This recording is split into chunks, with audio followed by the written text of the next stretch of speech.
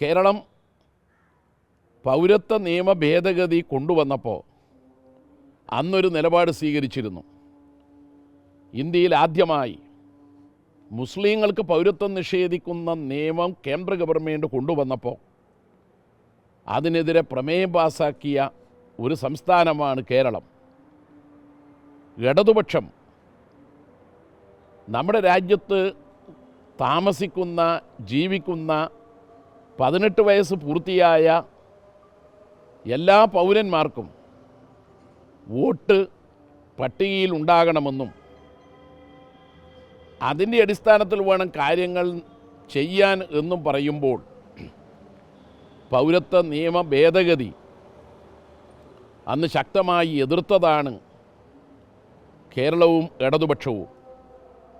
അന്ന് കേരളം പറഞ്ഞു, പൗരത്വ രജിസ്റ്റർ ഇവിടെ തയ്യാറാക്കില്ല, പൗരത്വ നിയമ ഭേദഗതി അനുസരിച്ച് ഒരാളെയും പുറത്താക്കില്ല. ചിലർ സംശയം ചോദിച്ചു, കേന്ദ്രം പാസാക്കിയ നിയമം നിങ്ങൾക്ക് മാത്രം നടപ്പാക്കാതിരിക്കാൻ കഴിയുമോ? അർത്ഥശങ്കക്കിടയില്ലാത്ത വിധം മുഖ്യമന്ത്രി വ്യക്തമാക്കി, നടപ്പാക്കില്ലെന്ന് പറഞ്ഞാൽ നടപ്പാക്കില്ല തന്നെ. അതുകൊണ്ട് വളഞ്ഞ വഴിയിലൂടെ പൗരത്വ രജിസ്റ്റർ തയ്യാറാക്കാനുള്ള നീക്കമാണ്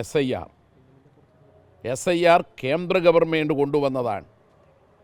കേന്ദ്ര ഗവൺമെൻറ് കൊണ്ടുവന്നതാണ് പൗരത്വ നിയമ ഭേദഗതിയും.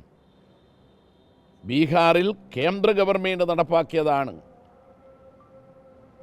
SIR.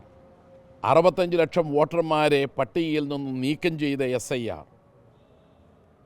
ചിലർ ഈ തദ്ദേശ തെരഞ്ഞെടുപ്പിൽ ജനങ്ങളെ വഞ്ചിച്ചുകൊണ്ട് ഒരു കള്ളപ്രചരണം നടത്തുകയുണ്ടായി. പിണറായി വിജയനാണ് SIR കൊണ്ടുവന്നത് എന്നാണ് ചില വീടുകളിൽ പോയി ചിലർ പറഞ്ഞത്. അത് പച്ച കള്ളമാണ്.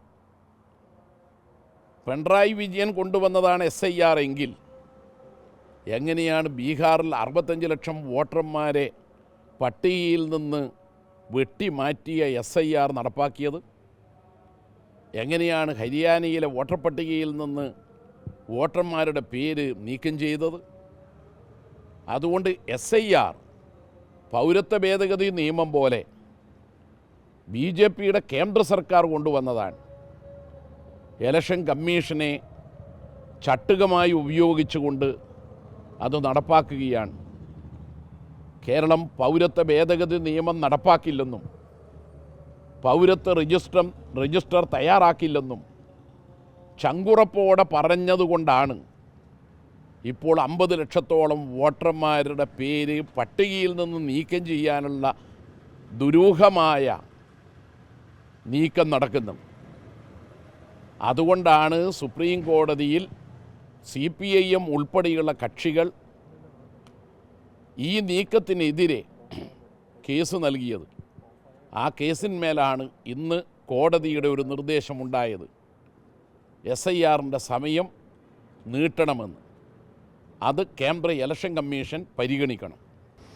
മറ്റൊരു കാര്യം, ഈ തിരഞ്ഞെടുപ്പിന് ശേഷം സംസ്ഥാനത്തൊരു പാരഡി ഗാനം എഴുതിയവർക്ക് എതിരെയുള്ള കേസുമൊക്കെ വലിയ വിവാദവും ചർച്ചയായി മാറുകയാണ്.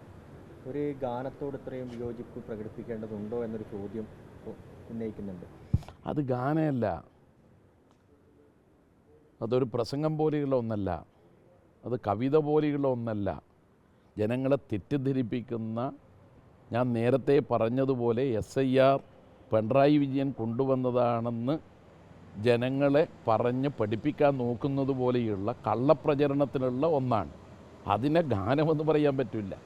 രാഷ്ട്രീയ പ്രചരണ ആയുധമായി കള്ളത്തരം പ്രചരിപ്പിക്കാൻ വേണ്ടി ഉപയോഗിച്ചതാണ്. അതൊരു രാഷ്ട്രീയമായ ഒരു പ്രശ്നമായിട്ട്, രാഷ്ട്രീയ പ്രശ്നമല്ല, മതത്തെ ഉപയോഗിക്കുന്നതാണ്. ഞാൻ ചെറുവത്തൂർ മടിക്കര ഒരു സ്ഥാനാർത്ഥി നടത്തിയിട്ടുള്ള മൊബൈൽ ഫോണിലൂടെയുള്ള മെസ്സേജുകൾ കേൾപ്പിക്കട്ടെ.